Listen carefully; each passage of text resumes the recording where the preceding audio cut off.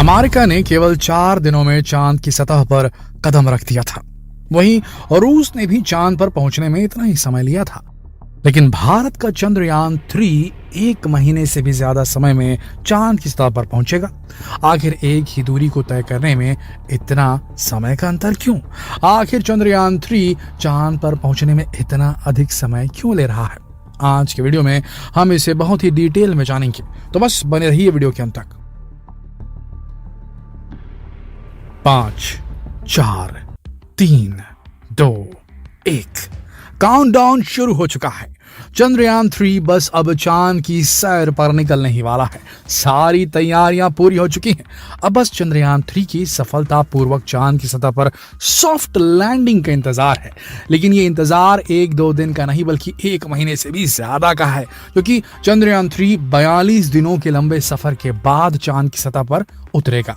अब यहाँ एक बहुत बड़ा सवाल जो कि दिमाग में आता है वो ये कि जब 1959 में सोवियत संघ ने चांद पर अपना मिशन लूना 2 भेजा था, तब ये महज 34 घंटों में ही चांद पर पहुंच गया था। 20 जुलाई 1969 में अमेरिका ने अपना अपोलो 11 मिशन रवाना किया था।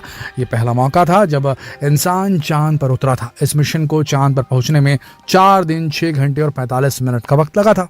लेकिन चंद्रयान 3 को चांद पर पहुंचने में इतना अधिक समय क्यों लग रहा है, जबकि आज से 50 साल पहले तो टेक्नोलॉजी इतनी एडवांस भी नहीं थी। तब भी रूस और अमेरिका काफी कम समय में चांद पर पहुंच गए थे। असल में चांद पर पहुंचने में कितना समय लगेगा, ये रॉकेट की डिजाइनिंग, इस पर खर्च होने वाले फ्यूल और चंद्रयान की स्पीड पर निर्भर करता है।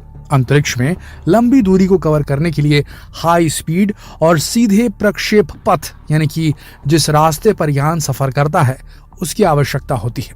अपोलो 11 के लिए नासा ने एक super heavy lift launcher Saturn 5 rocket का उपयोग किया था। यह रॉकेट प्रति घंटे 39,000 किलोमीटर से अधिक की यात्रा करने में सक्षम था। रॉकेट के शक्तिशाली इंजन ने सिर्फ 4 दिनों में अपोलो 11 को 3.8 लाख किलोमीटर दूर चांद तक पहुंचा दिया था। हालांकि 1969 में अपोलो मिशन के लिए नासा ने 1300 करोड़ रुपए खर्च किए थे, यानी कि आज के समय के हिसाब से 8500 करोड़ से भी ज्यादा। भारत के पास अमेरिका के नासा जितना शक्तिशाली रॉकेट नहीं है जो चंद्रयान 3 को सीधे चंद्रमा पर ले जा सके। लेकिन जैसा कि हम जानते हैं कि इसरो हमेशा से ही कम बजट में बेहतरीन काम करने के लिए जाना जाता है। इसीलिए इसरो ने पृथ्वी के गुरुत्वाकर्षण का लाभ उठाने के लिए एक दूसरे रास्ते को चुना जो चंद्रयान 3 को चंद्रमा की ओर ले जाने में मदद करेगा। चंद्रयान 3 को पृथ्वी की ऑर्बिट से बाहर ले जाने के लिए LVM-3 रॉकेट को चुना गया। LVM-3 रॉकेट 640 टन से अधिक वजन उठा सकता है। वहीं इसकी पेलोड क्षमता 4000 किलो से अधिक है। इसकी लंबाई 43.5 मीटर है। पहले इसका नाम GSLV Mark 3 था, लेकिन अब इसका नाम बदलकर LVM-3 कर दिया गया है। और ये वही रॉकेट है जो कि चंद्रयान 2 को भी चांद तक लेकर गया था। सबसे इंपॉर्टेंट बात कि भारत के चंद्रयान का बजट केवल 600 करोड़ है, यानी कि नासा के मिशन मून के आधे से भी कम। और तो और कई फिल्म्स का बजट भी इससे ज्यादा होता है, और हॉलीवुड का ही क्या, भारत के आदि पुरुष मूवी का बजट भी 600 करोड़ से ज्यादा था। चांद पर पहुंचने में कितना समय लगेगा, यह इस बात पर निर्भर करता है कि रॉकेट किस तरह का है और उसके साथ साथ उसको ऊर्जा देने के लिए इस्तेमाल होने वाले फ्यूल के प्रकार और मात्रा का भी इस पर काफी असर पड़ता है। इन सब फैक्ट को दिमाग में रखकर ही चांद पर जाने वाले रूट को तय किया जाता है। जितने कम दिनों में चांद पर पहुंचना है, उतना ज्यादा फ्यूल जलेगा और उतना ही ज्यादा खर्च भी आएगा। जैसे कि भारत के चांद मिशन में जिस LVM-3 रॉकेट का इस्तेमाल हो रहा है, वो पहली बार इंसान को चांद पर ले जाने वाली रॉकेट सैटर्न 5 के मुकाबले बेहद कम पावरफुल है, लेकिन इस पर खर्च भी काफी कम आया है। अब चलिए आपको ये भी बता देते हैं कि कम पावर में ही चंद्रयान 3 चांद तक पहुंचेगा कैसे।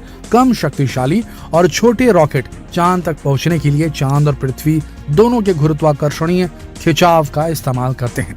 इस वजह से उनका ज्यादातर समय इन दोनों की परिक्रमा करने में बीत जाता है। इसमें ईंधन बेहद कम खर्च होता है। चंद्रयान 3 भी इसी तरह चांद पर पहुंचेगा और यही वजह है कि इसको चांद पर उतरने में करीब 42 दिन का समय लग जाएगा। इसरो चीफ ने बताया कि चांद तक जाने में तो सिर्फ 5 दिन लगेंगे। बाकी समय सैटेलाइट या तो पृथ्वी या फिर चांद की परिक्रमा करेगा, क्योंकि आगे बढ़ने के लिए वो उनके गुरुत्वाकर्षण बल का इस्तेमाल करेगा। दोस्तों, अब तो आप समझ ही गए होंगे कि हमारा चंद्रयान 3 1 महीने से भी अधिक समय में चांद पर क्यों पहुंचेगा। अच्छा, ये तो हुई चंद्रयान की बात, पर सोचिए कि आगे आपसे कहा जाए कि आपको अपनी कार से चांद पर जाना है, तो आपने कभी सोचा है कि इसमें कितना वक्त लगेगा? इसका जवाब है कि अगर आप 100 किलोमीटर प्रति घंटे की चाल से चलते रहे तो आपको करीब 5.5 महीने चांद तक पहुंचने में लग जाएंगे। तो क्या आप जाना चाहेंगे कार से चांद की लॉन्ग ड्राइव पर? खैर, ये ट्रिविया छोड़िए, आगे बढ़ते हैं। चंद्रयान 3 14 जुलाई को दोपहर 2:35 पर श्रीहरिकोटा केंद्र से उड़ान भरेगा, यानी कि आज। और अगर सब कुछ योजना के अनुसार हुआ तो 23 या 24 अगस्त को चंद्रमा पर उतरेगा। चंद्रयान 3 चंद्रमा के उस हिस्से पर लैंड करेगा जिसे डार्क साइड ऑफ मून कहते हैं। ऐसा इसलिए क्योंकि यह हिस्सा पृथ्वी के सामने नहीं आता। अच्छा, चलिए आपको अब ये भी बता देते हैं कि चंद्रयान 3 को भेजने के पीछे भारत का मकसद क्या है।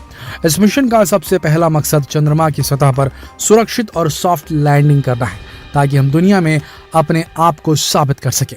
चंद्रयान 3 का प्रज्ञान रोवर चांद की सतह की जानकारी जुटाने के साथ ही वहां कई तरह से साइंटिफिक एक्सपेरिमेंट करेगा। इस मिशन का सबसे खास मकसद चांद के साउथ पोल को एक्सप्लोर करना है, क्योंकि ये वही जगह है जहां के कुछ गहरे क्रेटर्स में चंद्रयान 1 ने पानी की खोज की थी, और चंद्रयान 2 भी इसी जगह लैंडिंग की कोशिश करने में नाकाम हुआ था। इसीलिए अब यह मिशन भारत के लिए खुद को साबित करने का मिशन बन चुका है, जिसके लिए भारत ने पूरी तैयारी भी की है। यह मिशन भारत को अमेरिका, रूस और चीन के बाद चंद्रमा पर सॉफ्ट लैंडिंग कराने वाला दुनिया का चौथा देश बना देगा, और भारत रच देगा एक बड़ा इतिहास। आशा करते हैं जितनी जल्दी हो सके हमारा रॉकेट निकले और सही समय पर पहुंच जाए, सफलतापूर्वक इस बार सॉफ्ट लैंडिंग भी हो, और नई नई चीजें हमारे चंद्रयान 3 में मौजूद जो रोवर है प्रज्ञान, वो खोज कर निकाले और इसरो का नाम गौरवान्वित करते, देश का नाम गौरवान्वित करते। तो बेस्ट ऑफ लक है इसरो को। हमने तो कह दिया, आप भी कहिए नीचे कमेंट सेक्शन में। जल्द मिलते हैं आपसे अगली वीडियो में, जब हम आपको बताएंगे कि किस प्रकार से प्रक्षेपण हुआ, किस प्रकार से चंद्रयान आगे जा रहा है, इसके बारे में पूरी जानकारी देंगे। तो बने रहिए हमारे चैनल के साथ। मिलते हैं अगली वीडियो में, तब तक के लिए आप सबका इस वीडियो के अंत तक बने रहने के लिए दिल से धन्यवाद।